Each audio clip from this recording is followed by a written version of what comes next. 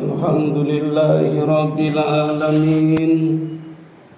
Wa bihi nasta'inu ala umuri dunya waddin. Wassalatu wassalamu ala ashrafil anbiya'i wal mursalin. Wa ala alihi wa sahbihi ajma'in. Amma ba'du. Asyhadu an la ilaha illallah wahdahu la syarika lah wa asyhadu anna Muhammadan abduhu wa rasuluhu la nabiyya ba'dah. Qala Allah ta'ala fi kitabihil karim, a'udzu billahi minasy syaithanir rajim. Ya ayyuhalladzina amanu taqullaha haqqa tuqatih wa la tamutunna illa wa antum muslimun. Shadaqallahul azim. Faya ibadallah usikum wa nafsi bitaqwallah faqad fazal muttaqun. Ma'asyiral muslimin, jamaah Jumat Masjid Baitur Rahman rahimakumullah. Khutbah-khutbah terdahulu dari khatib sudah cukup banyak berbicara tentang as-sirah an-nabawiyah. Berbicara masalah as-sirah an-nabawiyah, lebih luasnya lagi, qasasul anbiya ibarat membicarakan benang ruwet yang harus diambil benang merahnya. Apalagi ketika pelakunya tidak mengetahui zaman yang bersangkutan, walaupun berada di tempat kejadiannya. Seperti kita misalnya, di negara kita banyak masalah, banyak benang ruwet yang harus diuraikan untuk mendapatkan benang merah.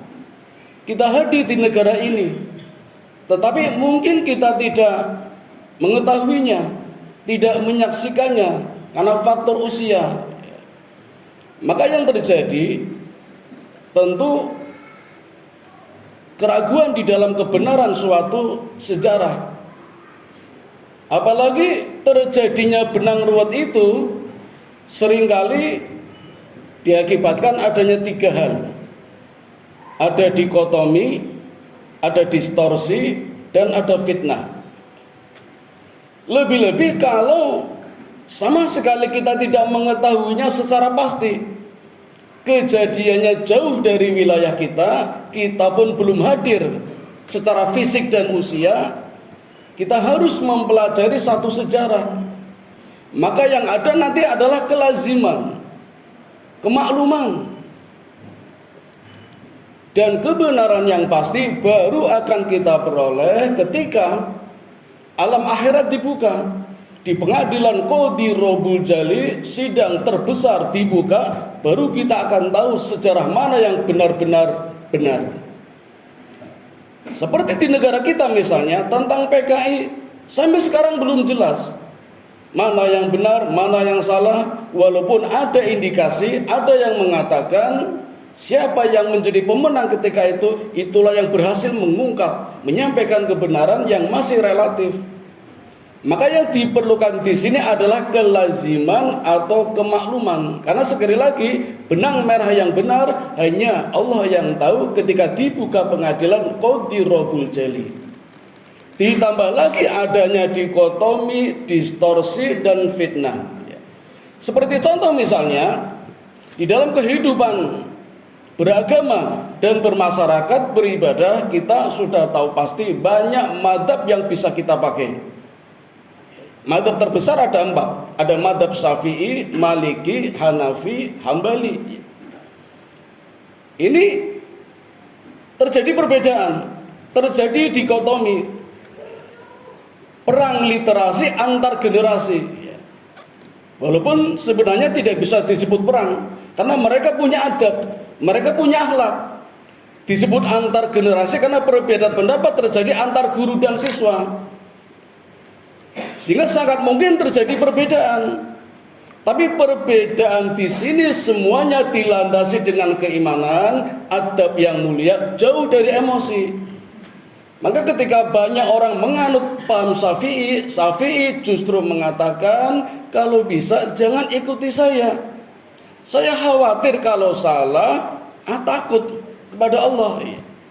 Padahal sudah benar-benar terbukti kebenarannya, tapi dengan kerendahan hatinya melepaskannya pendapatnya, walaupun teruji kebenarannya. Imam yang lain juga begitu. Ketika penganutnya banyak, imam ini justru mengatakan yang lain sajalah, jangan saya. Melepaskannya, menyerahkannya tanpa emosi. Inilah yang namanya dikotomi, tapi melepaskan emosional. Perbedaan pendapat terjadi, tapi mendatangkan rahmat. Kita kan sering dengar perbedaan pendapat mendatangkan rahmat. Yang seperti ini, tidak emosional, saling melepaskan, dilandasi dengan adab yang mulia, akhlak karimah, karena takut kepada Allah. Tahun 1987 pernah hadir seorang orientalis barat bernama Alvin Toffler. Dia mengatakan, di era gelombang informasi, the Shotwave, negara akan memenangkan pertarungan manakala negara menguasai informasi. Siapa yang menguasai informasi akan memenangkan di dalam pertarungan di dunia. Tahun 1987. Dan sekarang kita sudah merasakannya. 40 tahun baru kita merasakannya. Dulu biasa-biasa saja. Ternyata sekarang kita diombang-ambingkan, kita menjadi panik, hilir mudik gara-gara informasi. Kalau hadirin cek di YouTube atau cek di berbagai media, akan bingung sendiri. Ada berita hoak, mana yang benar. Maka untuk mensikapi dan mengantisipasinya diperlukan kebijakan. Tidak mudah share, tidak mudah bermain-main. Karena bisa jadi jari-jari kita akan mendatangkan malapetaka.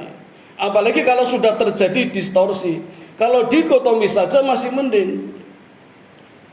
Tidak jauh dari Alvin Toffler tampil cendekiawan muslim dari Pakistan, Ziauddin Sardar namanya. Dia memberikan bekal kepada kita menghadapi informasi yang begitu rumit, ibarat benang ruwet yang harus diambil benang merahnya, dibutuhkan kebijakan. Maka kita harus bijak. Itulah dikotomi, masih aman. Tapi ketika terjadi distorsi, apalagi fitnah, ini yang repot, bahkan membahayakan. Dan banyak kasus terjadi ketika mulai ada distorsi sejarah, apalagi fitnah. Sebagai contoh misalnya, salah satu nabi yang diutus oleh Allah berdakwah ke negeri Antokia atau Ashabul Qaryah. Sudah pernah saya sampaikan, di sini terjadi berbagai perbedaan pendapat. Menurut ulama salaf, di dalam kitab Bidayatul Wal Inayah, Ibnu Katsir menuliskan 3 rasul yang diutus oleh Allah adalah Nabi Shodiq, Nabi Soduk, dan Nabi Salum. Sementara menurut ulama khalaf, Qurasyihab misalnya menulis di dalam tafsirnya Al-Misbah dengan nama yang berbeda. Awalnya tidak jelas karena memang tidak disebutkan. Tetapi kemudian menemukan literasi lain dan tercatatlah 3 rasul yang Allah utus, yang tidak lain adalah muridnya Nabi Isa alaihi salatu wasalam, yang jumlahnya 12, yang dikenal dengan nama kaum Hawariyun. Allah kirim 3 ke negeri Antokia berdakwah di negeri Ashabul Qaryah, yaitu Nabi Yuha atau Yahya atau Yohanes. Yang kedua, Nabi Bulis atau Bulus. Dalam Injil disebut Paulus. Dan ternyata nama Paulus ini ada di dalam kitab Ibnu Katsir, di dalam Qasasul Anbiya. Jadi Ibnu Katsir sendiri juga punya 2 kitab yang berbeda. Kitab Bidayatul Wal Inayah menyebutkan nabi yang kedua adalah Soduk, sementara di dalam kitab Qasasul Anbiya menyebutkan Nabi yang kedua adalah Paulus. Ini namanya dikotomi. Mereka masih sama-sama bijak antara ulama salaf dan ulama khalaf. Bahkan ada ulama yang mencoba menjembataninya, dan muncul tafsir yang hebat yang namanya tafsir Jalalain, yang ditulis oleh dua ulama besar, sama-sama Jalal namanya, tafsir Jalalain, mencoba menjembataninya. Ini masih aman ya. Dan mereka saling merelakan. Perbedaan tidak ada masalah, yang penting adalah hikmahnya. Jadi titik sentralnya bukan pada narasinya, tapi hikmah dari narasi itu, baik narasi positif ataupun narasi negatif, yang pasti ada hikmahnya. Ibnu Katsir sendiri punya kelebihan, mampu mengumpulkan berbagai hadis, berbagai ayat Quran sesuai dengan tema sentralnya masing-masing. Tetapi kelemahannya menurut ulama khalaf adalah tanpa riwayat. Kisah-kisah Israiliyat sendiri misalnya itu kebanyakan tanpa riwayat. Tapi Nabi kita Muhammad SAW juga mengatakan, menghadapi kisah-kisah Israiliyat yang tanpa riwayat, kita tidak boleh menerima dan tidak boleh menolak. Jadi harus dicermati secara jeli. Karena memang orang-orang Israel itu orang-orang yang cerdas, yang berikan Allah kelebihan di atas umat-umat yang lain.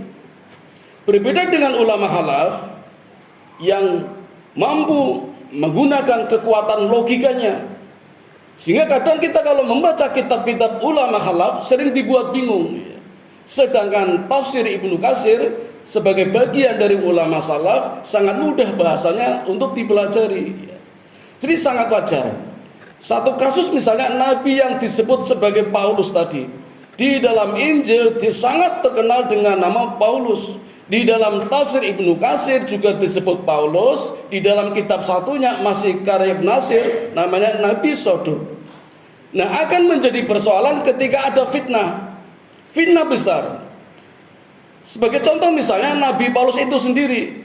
Nabi Paulus disebut namanya di dalam Injil muridnya Nabi Isa yang beragama Islam.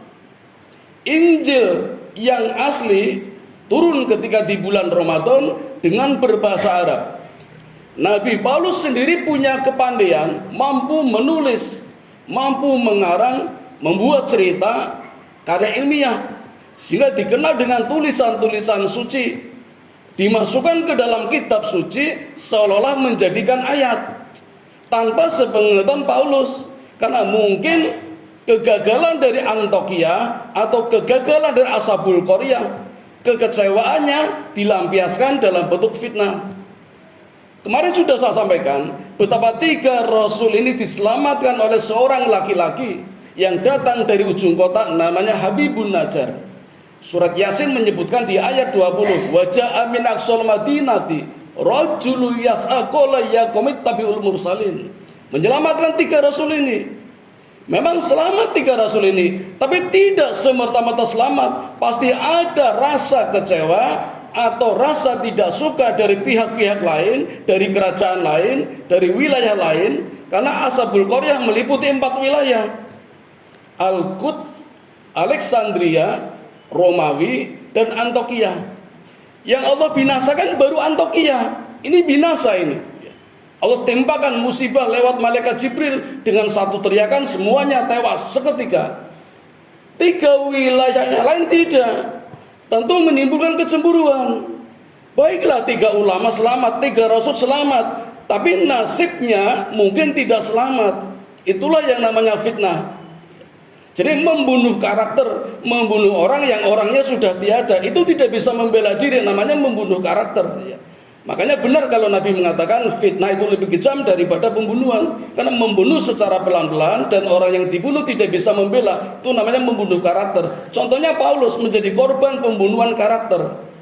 Paulus dianggap sebagai orang yang memasukkan tulisan-tulisan suci ke dalam kitab suci. Padahal bukan Paulus yang memasukkannya. Bahkan Paulus dituduh sebagai orang yang merubah status Isa dari Nabi menjadi Tuhan. Itulah sejarahnya kenapa Isa sekarang menjadi Tuhan. Tadinya Nabi.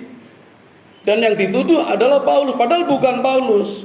Nah, inilah satu sejarah satu cuplikan kisah yang tadinya dikotomi menjadi distorsi, bahkan menjadi fitnah. Maka kita sebagai umat yang tidak mengalami masa itu, bahkan kita tidak berada di daerah itu, mendapatkan informasi seperti ini, yang dibutuhkan hanyalah kelaziman, kemakluman, dan kebijakan. Tidak perlu emosional. Ini baru sekedar contoh. Di hadapan kita banyak ribuan, bahkan banyak jutaan masalah informasi yang belum jelas. Maka bijaksanalah kita di dalam menghadapi berbagai persoalan, termasuk media-media sosial. Sebagaimana yang dikatakan oleh Ziauddin Sardar, bijaksana di dalam mensikapi dan mengantisipasi informasi, termasuk informasi kebenaran.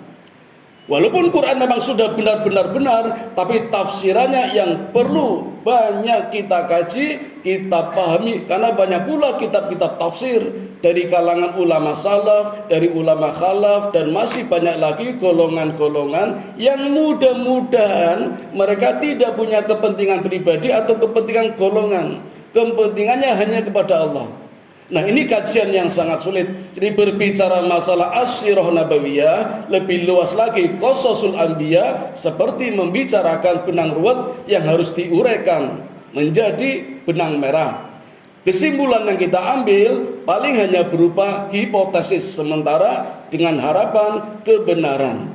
Demikian khutbah singkat yang kami sampaikan. Mudah-mudahan ada hikmahnya dan ada benarnya, juga ada manfaatnya. Amin ya rabbal alamin. Wa qur rabbirfir warham wa anta khairur rahimin.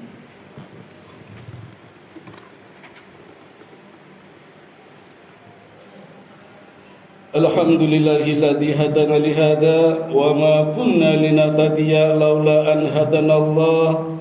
Allahumma shalli ala sayyidina Muhammad wa ala ali sayyidina Muhammad. Ashhadu an la ilaha illallah wahdahu la syarika lah wa ashhadu anna Muhammadan abduhu wa rasuluhu la nabiyya ba'dah. Qala Allah ta'ala fil Qur'anil azim, a'udzu billahi minasy syaithanir rajim. Ya ayyuhalladzina amanu ista'inu bis sabri was shalah. Ayyuhal muslimun ittaqullaha haqqa tuqatih wa la tamutunna illa wa antum muslimun. Hadirin yang dirahmati Allah, Nabi mengatakan khairul qasasi wal qasasil anbiya. Sebaik-baik kisah adalah kisah para nabi. Ini memicu kita untuk segera belajar sejarah. Memang informasi yang disediakan di dalam Quran tidak semuanya global. Allah sendiri mengatakan, dari 124.000 nabi, Allah pilihkan 313 rasul. Dan dari 13 rasul, Allah cantumkan 25 nabi yang ada di dalam Al-Quran. Dari 25 nabi, tidak semuanya dikisahkan secara global. Ada yang hanya gamblangnya saja, bahkan ada yang cuma sekedar nama, tidak ada kisahnya. Apa hikmahnya? Allah memberikan kesempatan kepada kita, kepada hambanya, untuk menjadi hamba yang cerdas, yang memiliki potensi untuk menggali sejarah. Dari sini diharapkan akan muncul ahli-ahli sejarah baru yang tidak akan pernah selesai mengungkap kebenaran Al-Quran. Walaupun hanya kelaziman, hipotesis semata, sedangkan kebenaran mutlaknya akan kita saksikan bersama di padang mahsyar. Mudah-mudahan ketika kita berada di sana, yang tampak di hadapan kita atau kita yang tampak oleh orang lain hanyalah kebaikan-kebaikan kita. Yang kemungkaran, yang keburukan, dosa dan kesalahan kita sudah terhapus ketika di dunia. Amin ya rabbal alamin. Dari mana kita bisa memulainya? Dari diri kita sendiri dulu, dari keluarga kita, dari yang kecil, dari yang muda. Apa yang diperlukan? Sabar dan sholat. Insya Allah dengan sabar dan sholat kita akan menjadi hamba yang terbaik, hamba yang muttaqin. Amin ya rabbal alamin. A'udzu billahi minasyaitonir rajim. Bismillahirrahmanirrahim. Innallaha wa malaikatahu yusholluna 'alan nabi. يا أيها الذين آمنوا صلوا عليه وسلموا تسليما اللهم صل على محمد وعلى آل محمد كما صليت على إبراهيم وعلى آل إبراهيم وبارك على محمد وعلى آل محمد كما باركت على إبراهيم وعلى آل إبراهيم إنك حميد مجيد اللهم اغفر للمسلمين والمسلمات والمؤمنين والمؤمنات الأحياء منهم والأموات إنك سميع قريب مجيب دعوات وقاضي الحاجات وقاطع الشهوات اللهم إني أسألك علما نافعا ورزقا طيبا وأملا متقبلا اللهم إني أسألك الهدى والتقى والعفاف والغنى اللهم اجعلني شكورا واجعلني صبورا واجعلني في عين صغيرة وفي أعين الناس كبيرا ربنا ظلمنا أنفسنا وإن لم تغفر لنا وترحمنا لنكونن من الخاسرين ربنا آتنا في الدنيا حسنة وفي الآخرة حسنة وقنا عذاب النار وصلى الله على سيدنا محمد وعلى آله وصحبه أجمعين سبحان ربك رب العزة عما يصفون والسلام على المرسلين والحمد لله رب العالمين ولذكر الله أكبر أقم الصلاة